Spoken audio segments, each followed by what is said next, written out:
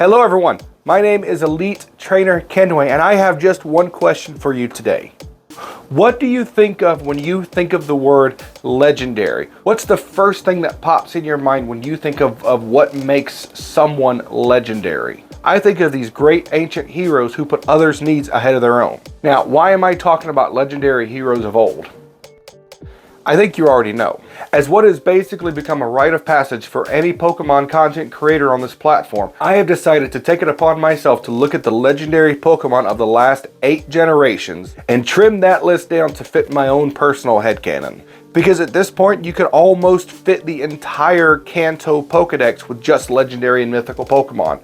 We have too many legendary Pokemon. So today we're going to look at every single legendary and mythical Pokemon and determine what should and should not be considered legendary moving forward. And yes, I did say mythical, because I don't believe there is a single mythical creature in the Pokemon world. Now, why would I say such a thing? Of course there are mythical Pokemon. Actually, there are not. Ask yourself this: what is a mythical creature in our world?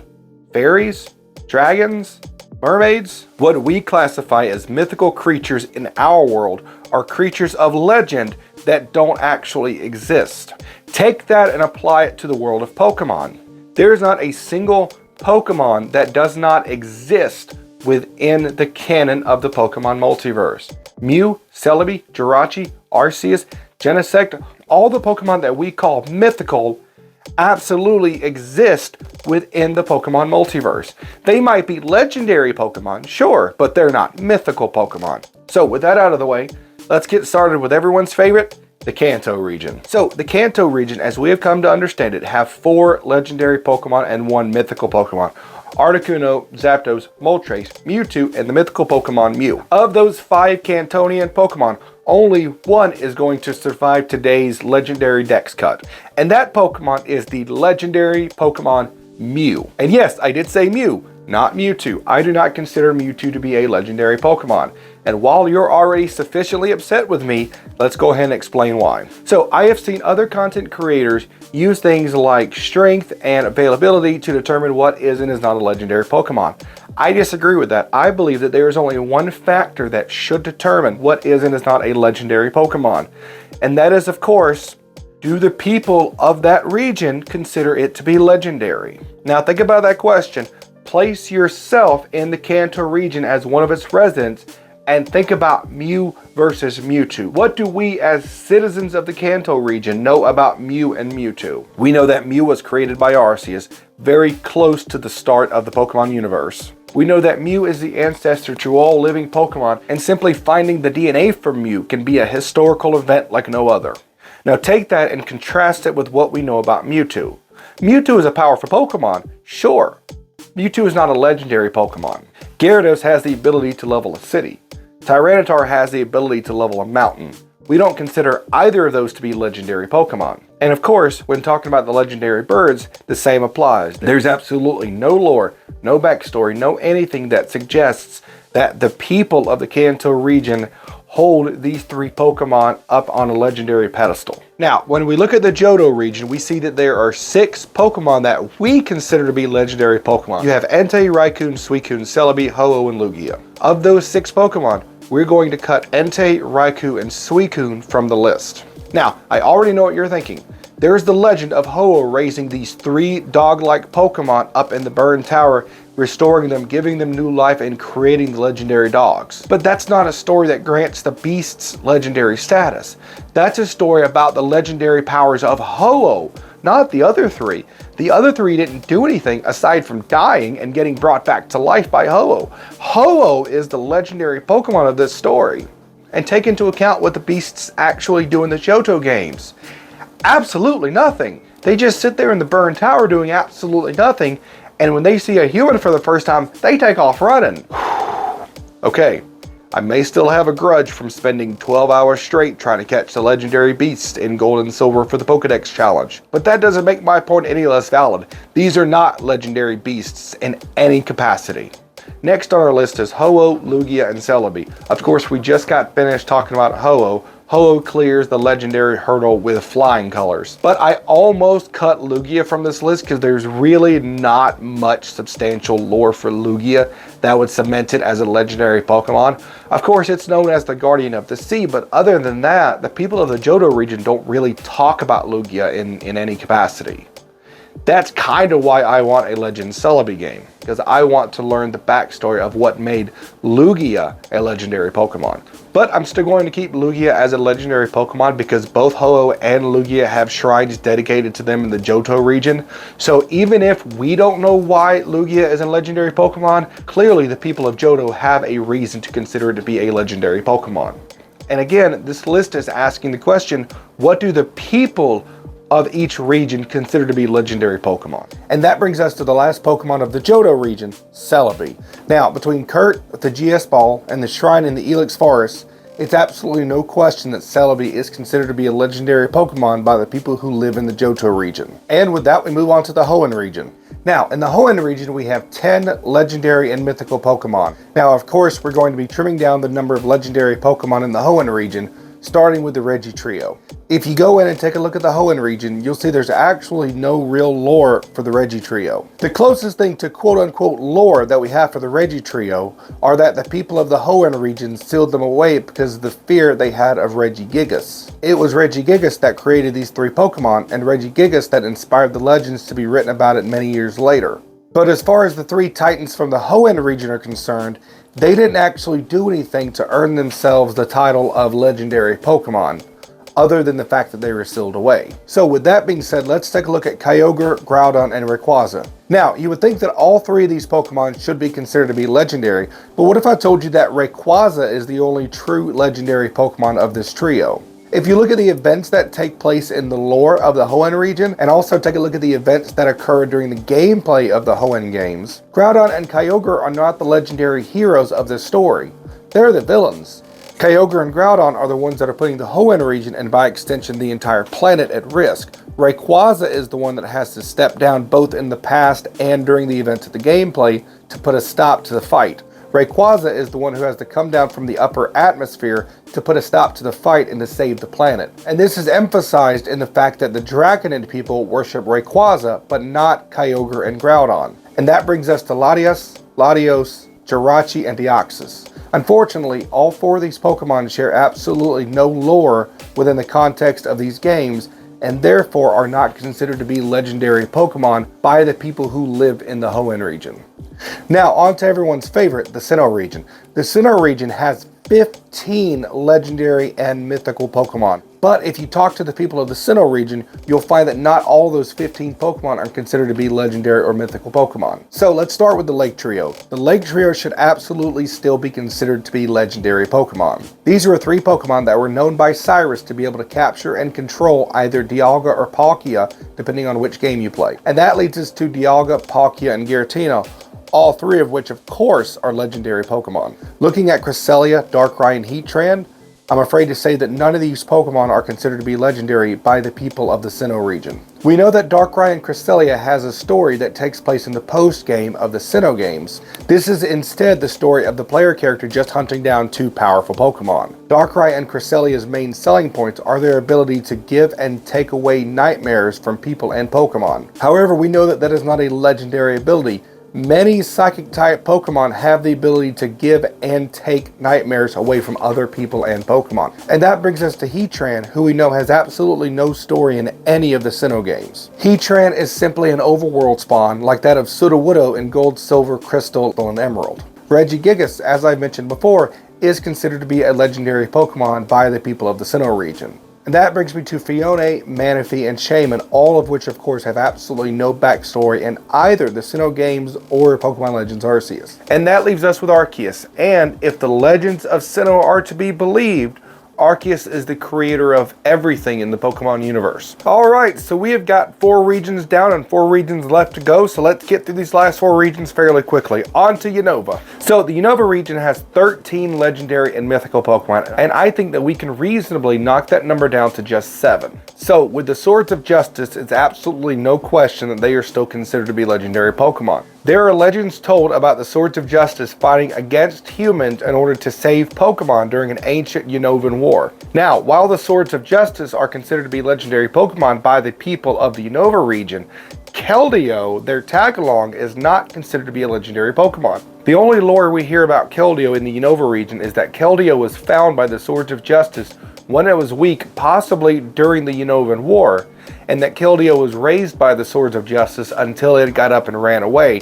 No one knows why, and according to the lore, it was never seen since. Now, let's talk about the genies. Let's talk about Landorus, Thundurus, and Tornadus. The story of Landorus, Thundurus, and Tornadus mirrors that of Rayquaza, Groudon, and Kyogre, with Thundurus and Tornadus taking the role of Kyogre and Groudon, and Landorus taking the role of Rayquaza. Thundurus and Tornadus are not considered to be legendary Pokemon by the people of the Unova region. Thundurus and Tornadus were the two powerful Pokemon who were fighting against each other, creating storms all over the Unova region, when Landorus, just like Rayquaza in the Hoenn region, had to come in and put a stop to it. Of the three Unovan forces of nature, Landorus is the one that's seen as the hero. Landorus is the one that's seen as the legendary Pokemon. Landorus is the only one of the three that actually has a shrine built it in the Unova region. And that brings us to Reshiram, Zekrom, and Kyurem, who absolutely keep their legendary status. There's no denying the legendary stories behind those three dragons. Looking at the rest of the mythicals for the Unova region, Victini, Meloetta, and Genesect, none of these three are considered to be legendary or mythical Pokemon by the people who live in the Unova region. Genesect for sure is not a mythical Pokemon. Genesect was a man-made Pokemon. Genesect is no more mythical than Porygon is. So with that, let's move on to the Kalos region, who I believe introduces the least amount of legendary and mythical Pokemon. Kalos only ever introduced 3 legendary and 3 mythical Pokemon. And of those 6 Pokemon, we're actually able to draw a line right down the middle, put Xerneas, Yveltal, and Zygarde over the legendary category, and Diancie, Hoopa, and Volcanion in the non-legendary category. As we all know, life and death are 2 very important parts of our world that keep the natural flow of our world going. Yveltal is the literal embodiment of death, but that doesn't mean that it's a bad Pokemon. That doesn't mean that it's an evil Pokemon. That just means that it understands its place in the natural function of the life and death cycle. Just like Xerneas is tasked with creating life, Yveltal is tasked with ending life, and Zygarde is tasked with keeping the balance between the two. Xerneas and Yveltal are not at odds with each other like Kyogre and Groudon and Thundurus and Tornadus were. Xerneas and Yveltal are 2 very important spokes in the wheel that keep the ecosystem going, and thus are able to keep their legendary status within the Unova in the Kalos region. The same cannot be said for Diancie, Hoopa, and Volcanion. Diancie is said to be just a mutated Carbink. Just being a mutated form of another Pokemon does not necessarily make a specific species of Pokemon legendary. Hoopa is a very powerful interdimensional traveler, but again, as I've said a few times now, being powerful does not necessarily make for a legendary Pokemon. The people of the Kalos region do not see Hoopa as a legendary being, therefore Hoopa is not a legendary Pokemon. And Volcanion, despite having one of the coolest typings ever and being one of my favorite designs for a Pokemon, just doesn't have the lore to back it up. Whew, right then, moving on to the Alola region. The Alola region has a ton of legendary mythical Pokemon if you count the Ultra Beasts. Spoiler alert, we're not counting the Ultra Beasts today. So yeah, the Ultra Beasts are very much not legendary Pokemon. Despite the fact that they're nothing more than just aliens, they literally arrived in the Alola region during the events of the Sun and Moon games. They literally have not been in the Alola region long enough to be considered to be legendary by any stretch of the imagination. So yeah, Ultra Beasts, no, sorry. As far as Type Null and Silvally goes, no.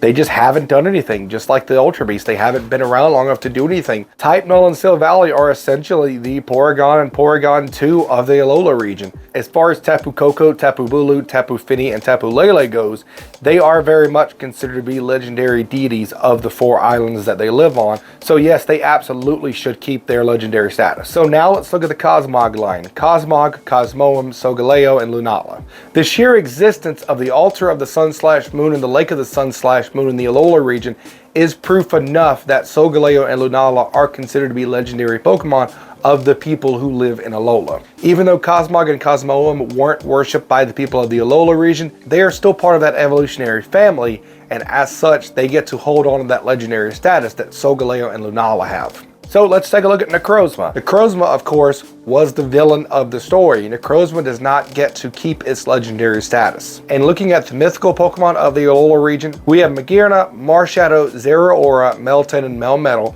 who all lose their legendary / mythical status because none of them have a backstory that's passed down from generation to generation in the Alola region that is in any way similar to a legendary story. Right, on to the Galar region. In the original non-DLC story of the Galar games, we have Zacian, Zamazenta, and Eternatus, who share a similar enough story to Solgaleo, Lunala, and Necrozma. In that, we know that Zacian and Zamazenta are the legendary duo of the Galar region, and that Eternatus was merely the main antagonist of that legend. Moving on to the Sword and Shield DLC, we have Zapdos, Articuno, and Moltres of the Galarian region, none of which of course have any backstory whatsoever, and therefore they lose their status as legendary Pokemon. Kubfu and Urshifu have no backstory. They were just a Pokemon that Mustard found somewhere and brought to the Isle of Armor and raised. That was it. And that brings us to the two new Regis of the Crown Tundra. These two Pokemon, again, just don't have enough of a backstory, in my opinion, to cement them as legendary Pokemon in the Galar region. The people of the Galar region do not talk about any of these Pokemon.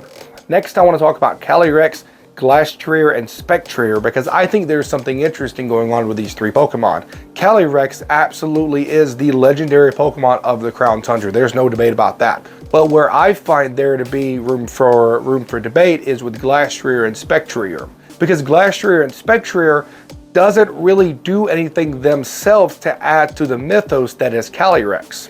Yes, they are considered to be the noble steeds of Calyrex, but that's a role that Rapidash or Mudsdale could fill. I'm not 100% certain that there's anything special about Glastrier and Spectrier specifically, other than the fact that they were the horse Pokemon that was chosen by Calyrex, who is the legendary Pokemon of the Crown Tundra. Because Calyrex does consider them to be his noble steeds, we are going to put them in the legendary category. However, these are the only two Pokemon on my list of legendaries that I believe could very easily shift over into the non-legendary category. So you let me know what you think down in the comment section. Do you believe that the people of the Crown Tundra actually consider Glastrier and Spectrier to be legendary Pokemon, or is the main focus of the legend on Calyrex himself? Moving on to the last Pokemon of the Galar region, we have Zarude. Now, Zarude has got plenty of backstory in the Pokemon movie, but as far as the games go, Zarude has absolutely no backstory and therefore is not considered to be a legendary Pokemon in the Galar region. Let's go ahead and talk about the only new legendary Pokemon in Pokemon Legends Arceus, Enamorus. Despite what Kogita says about Enamorus, the fact of the matter is absolutely nothing is written about Enamorus in the 300 years since the events of Pokemon Legends Arceus takes place. Therefore, no one in the last 300 years has considered Enamorus to be an important enough Pokemon to be remembered. Therefore, Enamorus very obviously is not a legendary Pokemon. And finally, I want to predict where I believe Koraidon and Miraidon will sit on the legendary table. There are a lot of people out there right now who are theorizing that Miraidon is the future version of Koraidon. And if that is true, that would mean that Miraidon hasn't done anything yet to be considered to be a legendary Pokemon. It is my personal prediction that based on the rules I've set in place today, that Koraidon is going to be the legendary Pokemon of the Paldea region, and that Miraidon will not be a legendary Pokemon.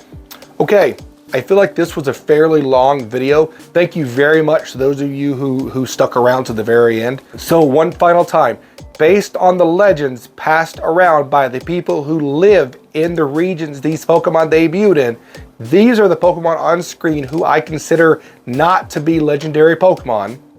And these are the Pokemon on screen who I consider to be legendary Pokemon, with Glastrier and Spectre, of course, being a maybe, Koraidon and Miraidon being a prediction.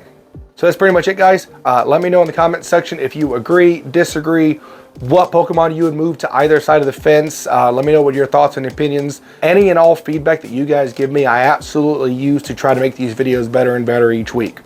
With that being said, I'm still hunting Pokemon out in the Sinnoh region, so I'll talk to you guys again soon. Peace.